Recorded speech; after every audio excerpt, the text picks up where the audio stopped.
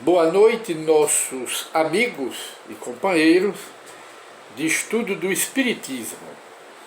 Voltamos com a nova edição do programa Encontro com o Espiritismo, que é um estudo que nós fazemos sistematicamente da doutrina dos espíritos.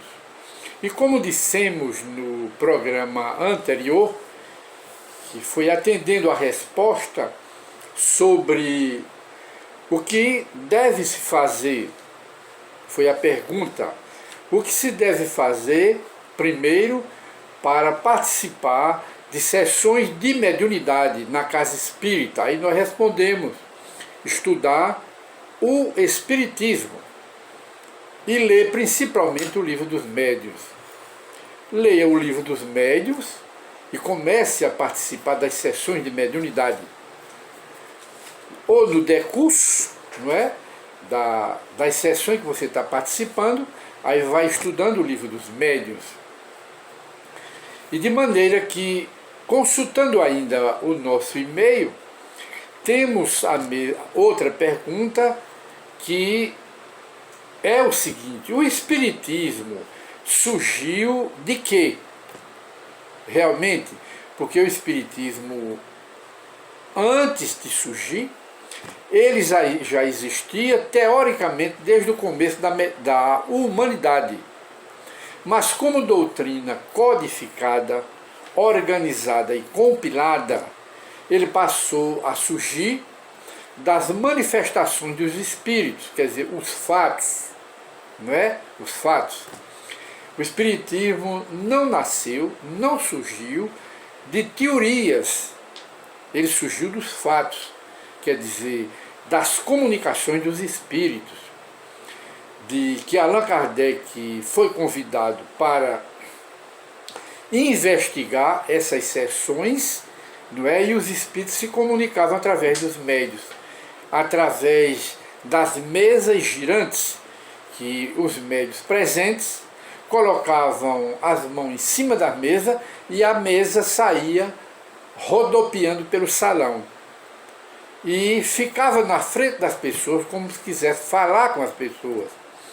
Então ninguém estava vendo os espíritos, mas o fenômeno das mesas girantes era por trás, existiam os espíritos dominando aquela mesa, auxiliado pela energia mediúnica dos médiuns ali presentes.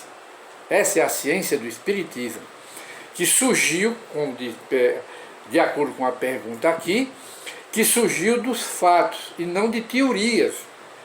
Depois que Allan Kardec apreciou, investigou, observou com os métodos da ciência esse tipo de fenômeno, que no começo Allan Kardec não acreditou, colocou dúvida, mas diante dos fenômenos repetidos, ele se convenceu de que na realidade aquelas mesas elas se movimentavam, levitavam em todo o ambiente, na presença de muita gente, o salão cheio, era o efeito de causas inteligentes.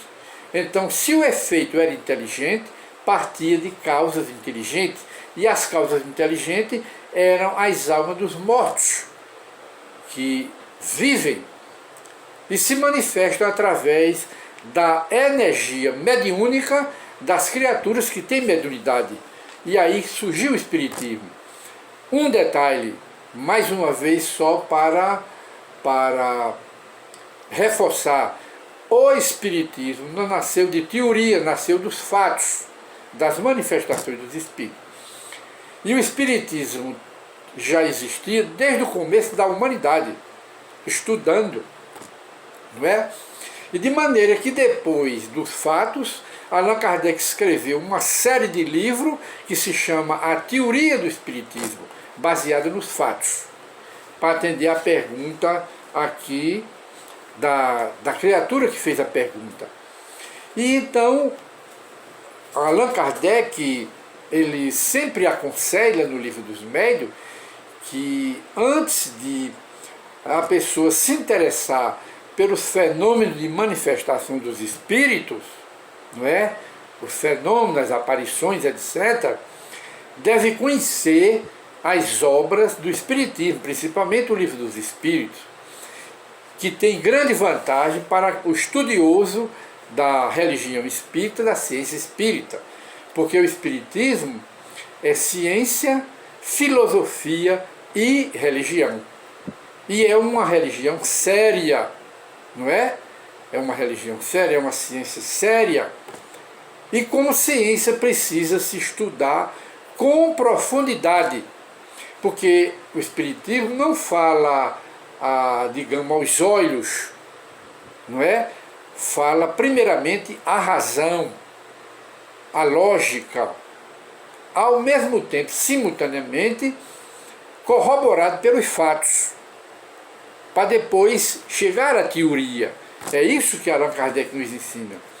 E então, para a resposta aqui, nós passamos a palavra ao próprio Allan Kardec, que no pequeno texto ele vai ressaltar a necessidade de estudo da doutrina, um estudo sério, para se compreender o Espiritismo, que está no capítulo 3 do Livro dos Médiuns, e o item é 32.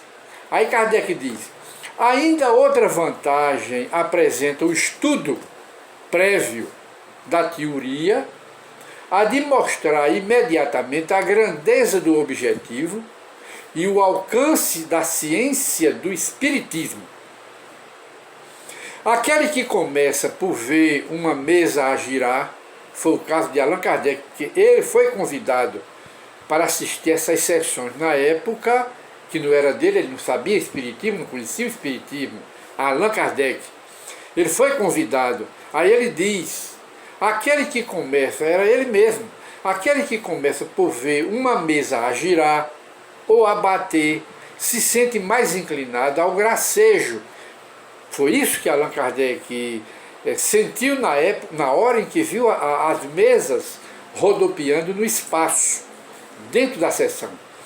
Porque dificilmente imaginará que de uma mesa possa sair uma doutrina regeneradora da humanidade.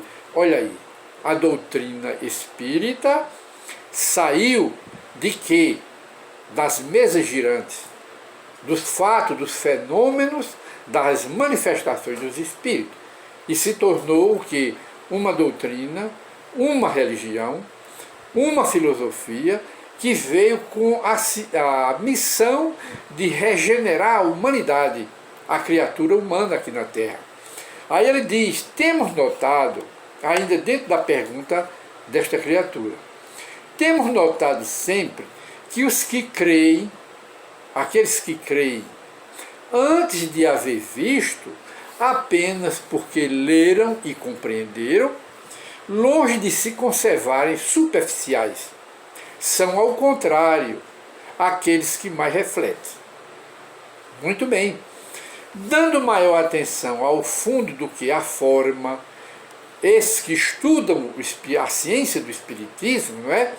Veem na parte filosófica o principal, o essencial, considerando como acessório os fenômenos propriamente ditos. Quer dizer, aqueles que conhecem o Espiritismo, estudam as obras de Allan Kardec, principalmente consultam o Livro dos Espíritos, esses aí vão buscar a parte filosófica do Espiritismo e não se envolvem tanto e nem dão tanto valor aos fenômenos, porque as manifestações dos Espíritos sempre existiram, mesmo antes do Espiritismo.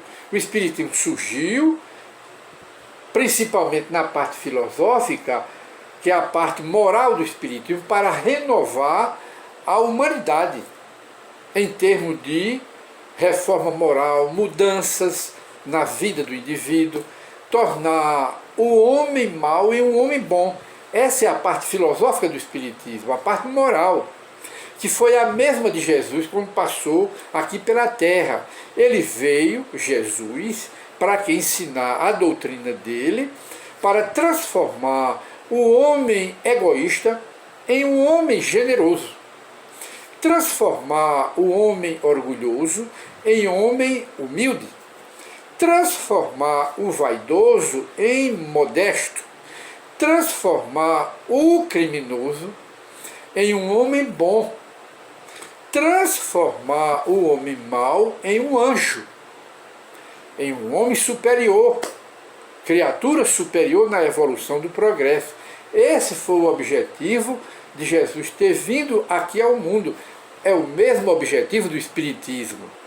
De modo que, se deixassem de existir as manifestações dos espíritos, a doutrina espírita continuaria intacta, como ciência, filosofia e religião, com o mesmo objetivo de transformar o homem mau em um homem bom, transformar o homem egoísta em um homem caridoso, generoso, bom, amigo social, amigo da humanidade, porque o Espiritismo é o maior benfeitor da humanidade e é o maior combatedor do materialismo. É o Espiritismo, e usa as armas da razão, usa as armas dos fatos, não é? Da razão, da lógica, para combater o materialismo e dar uma vida espiritual, moral, não é?